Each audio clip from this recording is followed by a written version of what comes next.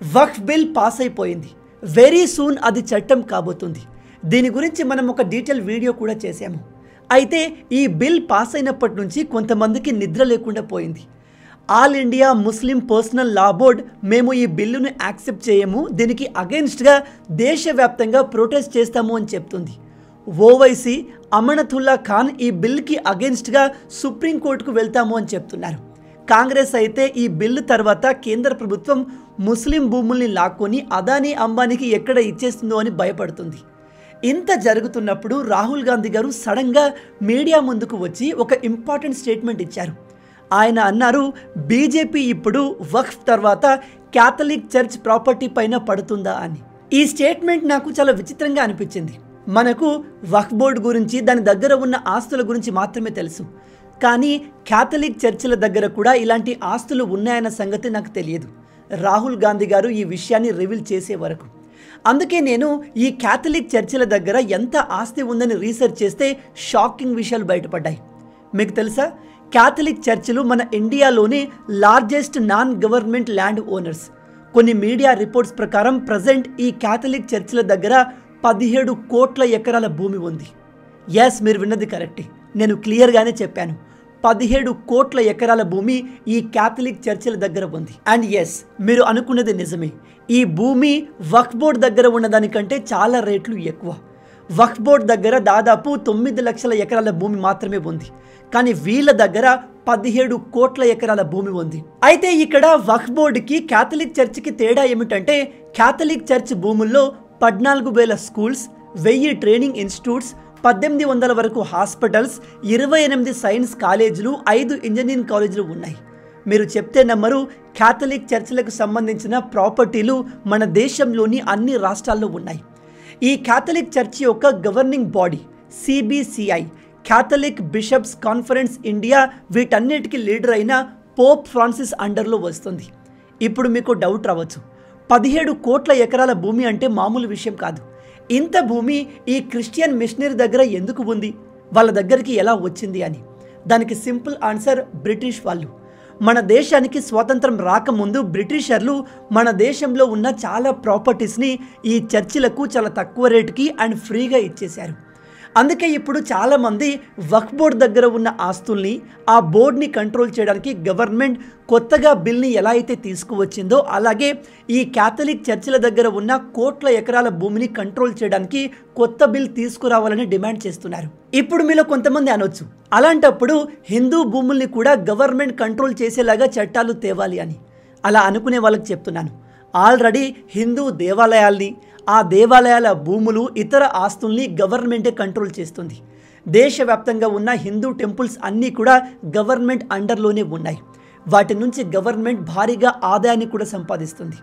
అందుకే నాకు తెలిసి ఇప్పుడు గవర్నమెంట్ నెక్స్ట్ టార్గెట్ క్యాథలిక్ చర్చిల ప్రాపర్టీసే కావచ్చు. ఎందుకంటే 17 కోట్ల ఎకరాల భూమి ఒక ప్రైవేట్ సంస్థ దగ్గర ఉంది అంటే అది మామూలు విషయం కాదు.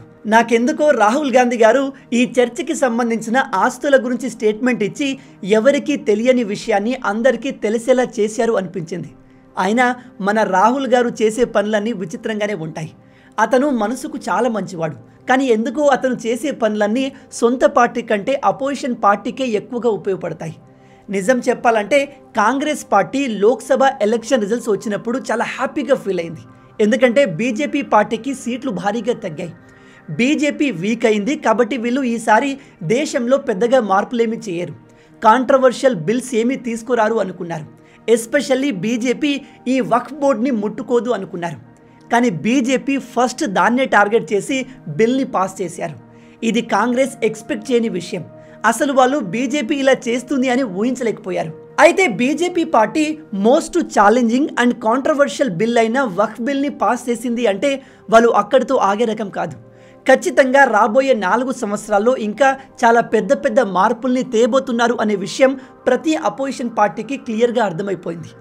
అయితే రాబోయే 4 సంవత్సరాల్లో బీజేపీ ఎటువంటి కొత్త బిల్స్ని తేబోతుంది అనే విషయాన్ని మనం ఇప్పుడు తెలుసుకుందాం. మీ ప్రకారం ఆర్టికల్ 370ని తొలగించడం, వక్ఫ్ బిల్ని పాస్ చేయడం, ఈ రెండిట్లో బీజేపీకి ఏది డిఫికల్ట్ అయి ఉంటుంది? ఇప్పుడు మీలో చాలామంది అంటారు, చాలా సింపుల్ బ్రో, ఆబ్వియస్లీ ఆర్టికల్ 370 తొలగించడం మోస్ట్ డిఫికల్ట్ టాస్క్ అయి ఉంటుంది అని.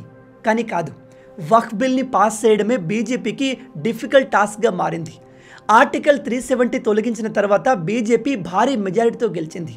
అప్పుడు బీజేపీకి గవర్నమెంట్ ఫామ్ చేయడానికి వేరే పార్టీల అవసరం అంతగా లేకుండే. కానీ జూన్ 2024లో బీజేపీకి అనుకున్నన్ని సీట్లు రాలేదు.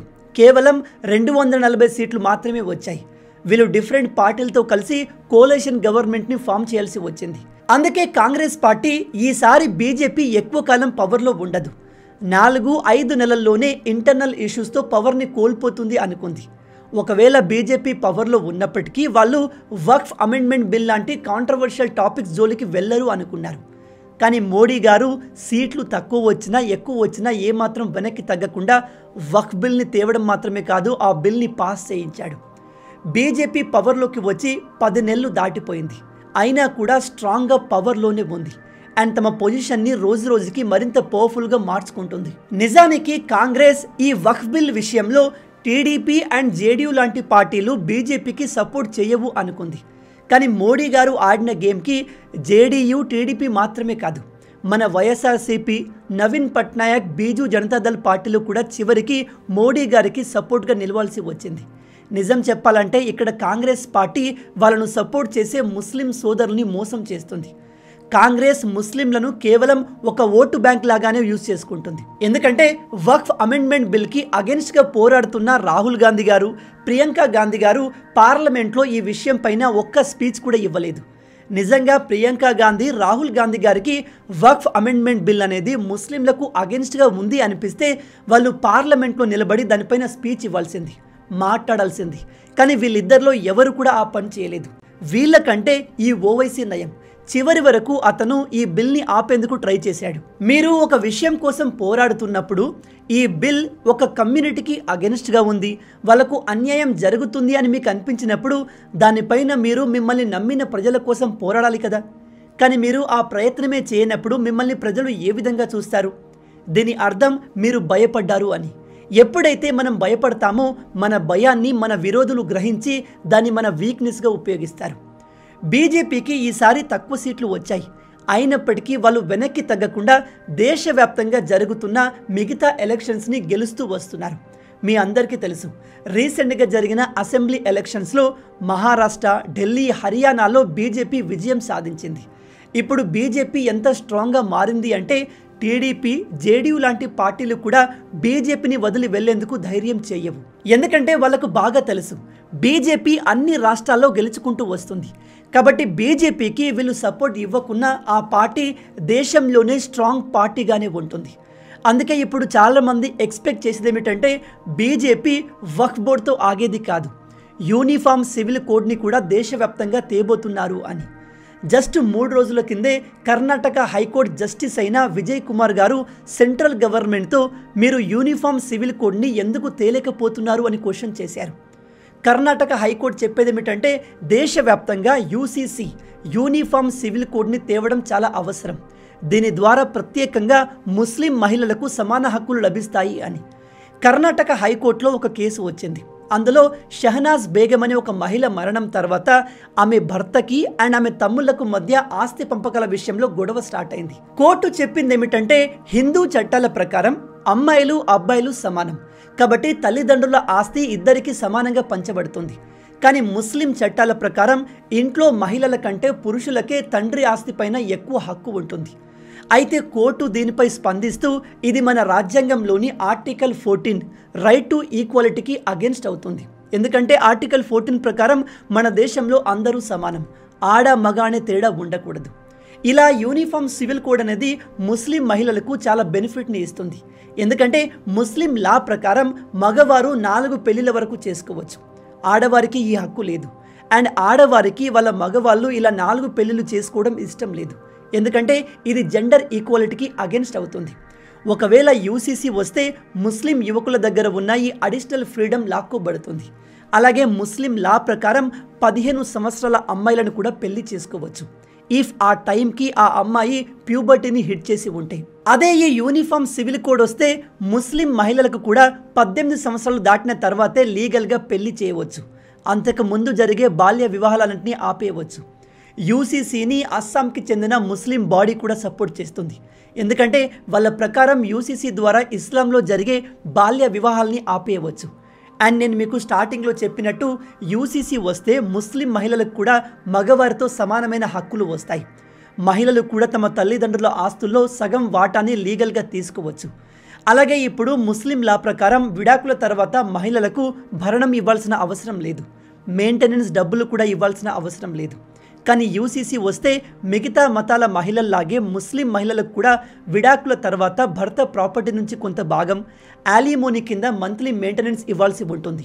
నేను ఇచ్చిన ఈ ఎగ్జాంపుల్స్ ద్వారా మీకు క్లియర్గా అర్థమై ఉంటుంది. యూనిఫామ్ సివిల్ కోడ్ అనేది ముస్లింలకు విరుద్ధం కాదు, ముస్లిం మహిళలకు ఫ్రీడమ్ కల్పించే బిల్ అని. కానీ కొన్ని రాజకీయ పార్టీలు వాళ్ళ సొంత ప్రయోజనం కోసం వాళ్ళ ఓటు బ్యాంక్ని సాటిస్ఫై చేయడానికి ఈ యూసీసీ ముస్లింలకు అగెన్స్ట్ అనే ఫేక్ న్యూస్ని స్ప్రెడ్ చేసి ముస్లిం సోదరులను రెచ్చగొడుతున్నారు, రోడ్డుపై వచ్చి ప్రొటెస్ట్ చేసేలా చేస్తున్నారు. నిజం చెప్పాలంటే ప్రజెంట్ సెంట్రల్ గవర్నమెంట్ తీసుకువచ్చే ఏ బిల్లు కూడా ముస్లింలకు అగెన్స్ట్ కాదు. ఉదాహరణకి రీసెంట్గా పాస్ అయిన ఈ వక్ఫ్ బిల్. ఈ వక్ఫ్ బోర్డు చాలామంది ముస్లిం సోదరుల భూమిని కూడా ఇల్లీగల్గా లాక్కుంది. అండ్ ఈ బోర్డులో టాప్ పొజిషన్లో ఉన్న అధికారులు, రాజకీయ నాయకులు బోర్డు ఆస్తుల్ని సొంత ప్రయోజనం కోసం ఉపయోగించడం, ఇతరుల్ని హరాస్ చేయడం చేశారు. అండ్ వీళ్ళు ఇష్టం వచ్చినట్టుగా ఇతరుల భూముల్ని క్లెయిమ్ చేస్తూ ప్రజల్ని ఇబ్బంది పెడుతుంటే ఈ అమెండ్మెంట్ బిల్ని తీసుకురావాల్సి వచ్చింది. ఈ బిల్ వచ్చినందుకు దేశంలో మిగతా ప్రజలు ఎంత హ్యాపీగా ఫీల్ అయ్యారో చాలా మట్టుకు ముస్లిం ప్రజలు కూడా అంతే హ్యాపీగా ఫీల్ అయ్యారు. ఇక ట్రిపుల్ తలాక్ విషయానికి వస్తే ముస్లిం మహిళలకు వాళ్ళ భర్తలు చిన్న చిన్న కారణాలకి తలాక్ తలాక్ తలాక్ అని 3 సార్లు చెప్పేసి డైరెక్ట్గా వదిలేయవచ్చు. దానికి అగెన్స్ట్గా ఈ మహిళలు పోరాడలేరు, వాళ్ళకు ఆ హక్కు కూడా లేదు. ఇలా మహిళలకు అన్యాయం జరుగుతుందని ప్రభుత్వం ఈ ట్రిపుల్ తలాక్ని కంప్లీట్గా రద్దు చేసింది. ప్రజెంట్ మన దేశంలో ఎవరైనా ముస్లిం వ్యక్తి తన భార్యను ఇన్స్టాంట్గా ట్రిపుల్ తలాక్ ఇచ్చి డివోర్స్ ఇచ్చే ప్రయత్నం చేస్తే ఆ మహిళ ఆ వ్యక్తిని కోర్టుకు లాగవచ్చు, జైలు శిక్ష పడేలా చేయొచ్చు. ఇంతకుముందు మన దేశంలో ఈ లా లేదు. మహిళలు పోలీస్ కంప్లైంట్ చేసినా, కోర్టులో కేసు వేసినా అది చెల్లేది కాదు. ఇప్పుడు ఈ విషయంలో ముస్లిం మహిళలు స్ట్రాంగ్గా మారారు. అందుకే నేను మీకు చెప్పేది ఏమిటంటే ప్రజెంట్ సెంట్రల్ గవర్నమెంట్ చేస్తున్న పనులు ముస్లింలకు అగెన్స్ట్ కాదు. బీజేపీ కేవలం పాత గవర్నమెంట్ తమ సొంత ప్రయోజనం కోసం, ఓట్ల కోసం ఒక మతానికి ఇచ్చిన అపీజ్మెంట్ పవర్స్ని తొలగిస్తుంది అంతే. మీరు క్లియర్గా గమనిస్తే ఇలా చేసి బీజేపీ ప్రభుత్వం ముస్లింలను హిందువులకు సమానంగా చేస్తుంది. హిందువులకు ఉండే ప్రతి రైట్ ముస్లింలకు ఉండేలా చేస్తుంది. ఇప్పుడు మీలో కొంతమంది అంటారు, లేదు లేదు బీజేపీ పార్టీ హిందువులకు సపోర్ట్ చేస్తుంది, ముస్లింలకు అగెన్స్ట్గా ఉంటుంది అని కామెంట్ చేస్తారు. అలాంటి వాళ్ళకు అడుగుతున్నాను, మన దేశంలో ప్రజెంట్ హిందువులకు ఉండి ముస్లింలకు లేని రైట్స్ ఆర్ పవర్స్ ఏమైనా ఉన్నాయా చెప్పండి. ఉంటే కింద కామెంట్లో రాయండి. నిజం చెప్పాలంటే మన దేశంలో మెజారిటీగా ఉన్న హిందువుల కంటే సెకండ్ మెజారిటీగా ఉన్న ముస్లింలకు, ఇతర మైనారిటీలకు మనకంటే ఎక్కువగా రైట్స్ ఉన్నాయి. గట్టిగా మాట్లాడితే మన హిందువుల దేవాలయాలు, మన దేవాలయాలకు ఉన్న ఆస్తులు, ఇతర ప్రాపర్టీలు కూడా మన చేతిలో లేవు. వాటిని గవర్నమెంటే కంట్రోల్ చేస్తుంది. కానీ ఇతర మతాల విషయానికి వస్తే వాళ్ళ మసీదులు, చర్చిలు, ఇతర ప్రాపర్టీలన్నిటినీ ఆ మతానికి చెందిన డిఫరెంట్ బాడీలే కంట్రోల్ చేస్తాయి. అందుకే కదా ఇప్పుడు చాలామంది హిందూ లీడర్స్ హిందూ దేవాలయాల్ని గవర్నమెంట్ నుంచి ఫ్రీ చేయాలి అని డిమాండ్ చేస్తున్నారు. ఇందులో భాగంగానే పవన్ కళ్యాణ్ గారు సనాతన బోర్డు కావాలని పిలుపునిచ్చారు. మళ్ళీ చెప్తున్నాను, ప్రజెంట్ గవర్నమెంట్ ఇతర మతాల వారిని హిందువులకు సమానంగా, హిందువులకు ఉండే ప్రతి హక్కును ఇవ్వాలి అనుకుంటుంది.